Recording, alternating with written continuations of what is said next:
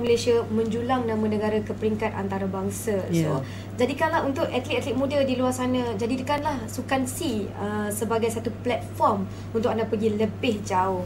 Baik, Kak Afzan, selain kita telah berbincangkan isu Sukan C ini secara mendalam dan secara peribadi je lah, pandangan anda mengenai kejayaan atlet-atlet ini, atlet muda maupun atlet yang orang kata dah mencapai level yang senior kan, bagaimana kejayaan ini dapat kita rangkumkan dalam pendapat personal saya, pendapat secara peribadi saya menampakkan prestasi atlet ni, number one, kita ukur menggunakan medal. Number 2, kita kena ukur prestasi atlet ni mengikut prestasi personal. Contohnya kalau dia 4x4, berapa masa yang dia ambil. Kalau katakan kita mendapat pingat emas sekalipun, tetapi kita tidak boleh mencapai rekod kita sendiri, so itu satu benda yang tidak memberi satu kepuasan kepada atlet. Mungkin you boleh carry nama emas, tetapi dari segi in deep into your heart, emas itu tidak menggambarkan apa-apa bagi you. Pun tidak berpuas hati. Tidak berpuas hati. So saya menampakkan performance ni bukan saja dari segi performance sukan, performance kesihatan. Tengok contohnya ulasan dari Dr. Victor, pengarah bahagian perubatan ASN, bila membenarkan Sheila Khalid menyertai pertandingan. Dan satu benda yang saya rasa cukup menyentuh perasaan saya bila Sheila betul-betul ready dan dapat pingat. So ini adalah satu movement ataupun anjakan paradigma yang sebaiknya, because saya sebagai ex-atlet sendiri merasakan bila kita injured, badan kita tahu badan kita. Bukan kita cuba untuk keluar daripada tumpuan masyarakat terhadap kejohanan yang kita lalui itu.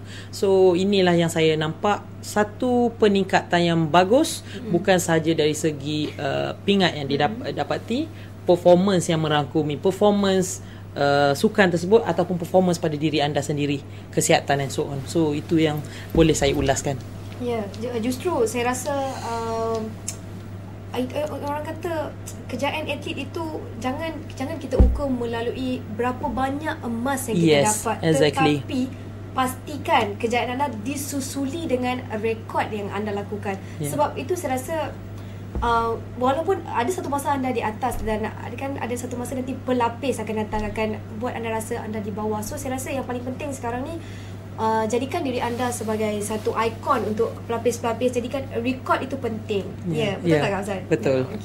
Okey, seperti yang saya war-warkan di awal program tadi, Malaysia berada di tangga keempat di belakang Singapura dengan 23 emas. Okey. Ada yang mencapai sasaran dan ada yang gagal di sana kerana faktor-faktor seperti pemarkahan yang tidak adil. Masalah ini melanda Ilian Teo, iaitu juara bertahan bagi kategori yang dipertandingkan dalam acara taekwondo. Beliau kecundang kerana sistem pemarkahan yang tidak adil kepada beliau. Jadi bagaimana pandangan anda mengenai dia kita ada sasaran kita sendiri, betul. Dan kita tahu dia layak untuk mendapat, tetapi faktor-faktor dan permasalahan sebegini yang orang kata membawa kepada kegagalan beliau. Dan ini saya rasa satu boleh kita kategori sebagai rintihan untuk beliau, dan kita dah tak dapat emas itu. So pandangan anda mengenai masalah-masalah saya perkara yang biasa, sinonim yang sentiasa berlaku di kejohanan-kejohanan antarabangsa. Kita tidak boleh lari bila kita menyentuh pada sukan subjektif, contohnya sukan silat, taekwondo and so on. Ia berdasarkan permarkahan. Bila berdasarkan permarkahan, of course mungkin ada sedikit bias. So perkara-perkara macam ni memang kita tak dapat elakkan, walaupun kita target di peringkat awal untuk Ilin ataupun siapa-siapa boleh menang. Dan kadang-kadang apa yang kita tak target pun boleh dapat pingat. So yang ni antara atlet, antara judge yang memberi pemarkahan dan antara tuan rumah. So yang ni kita kena kita kena get ready untuk menerima. It's not like bola sepak bola itu bulat. Nak tak nak, you main bagus ke tak bagus ke, kalau you masuk score then you menang. Tapi yang this one, walaupun you score, flashback kata you tak score, tak ada. So yang ni kita base pada the final decision from judges. Itu saja yang kita boleh cakap. So saya nampak, saya rasa apa yang diperkatakan oleh Chef Dimusyuan, di mana kita lebihkan quality berbanding quantity. Saya suka untuk mewar-warkan perkataan itu, di mana kita lebihkan quantity berbanding quality berbanding quantity, di mana itu yang kita harapkan daripada atlet-atlet ini berjuang sampai sehabis mungkin, sampai kita rasakan kita dah bagi yang the best, yang the best. Yes, exactly. Yang kita tengok yang dulu atlet dia bagi yang terbaik tanpa mengharapkan apa-apa. Contohlah yang terbaik, of course kita masuk pertandingan tu, kita dapat duit, and then kita pergi lagi pertandingan tu, kita dapat duit lagi. Tapi saya rasa apa yang perlu dalam diri setiap atlet itu adalah kesungguhan yang sangat mendalam, di mana untuk mencapai sesuatu kejayaan bukan mudah. Sangat, saya rasa relevan untuk kita perkatakan sasaran emas itu ada logiknya, tapi perlu diterapkan kepada atlet, sebab kita tak nak atlet-atlet ni berasa yalah sedih, di mana bila ini yang terjadi kepada Ilian Teo, di mana dia sepatutnya memang dah diharapkan untuk mendapatkan emas tapi gagal dalam kejohanan kali ini. So saya rasa itu membuatkan sedikit sebanyak akan, orang kata apa, dia punya confident levels dia tu agak down. So itu yang kita tak nak. Kita sangat yang kita cuba elakkan dalam masa-masa kadang ataupun kejohanan. Bagi saya sukan subjektif ini sangat apa yang boleh saya kaitkan sikit apa yang Mona cakap tadi adalah goal setting. Kadang-kadang budak-budak tu sendiri ataupun atlet tu sendiri, dia orang kena ada in deep goal setting. Apa yang dia orang nak target.